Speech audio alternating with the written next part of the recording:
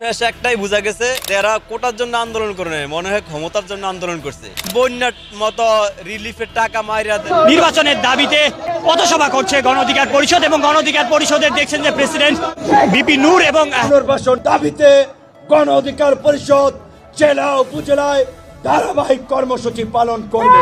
দর্শক যেমনটি দেখছিলেন সরকারের পদত্যাগ এবং নির্দলীয় সরকারের অধীনে অবাধ সুষ্ঠু অংশগ্রহণমূলক।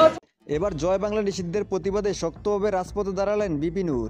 সম্প্রতি 31শে ডিসেম্বর সমন্বয়করা অবৈধ ইউনূসকে জোরপূর্বক সংবিধানের বিরুদ্ধে সরকার হিসেবে স্বীকৃতি দিতে যাচ্ছে।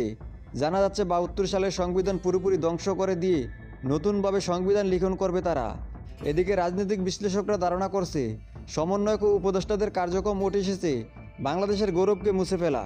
রাজাকারের মতো দেশ শাসন করবে তারা। এই রাজনীতিটা আসলে গত 50 বছর ধরে বাংলাদেশকে চালিত করেছে, তারা এটার আমূল একটা পরিবর্তন।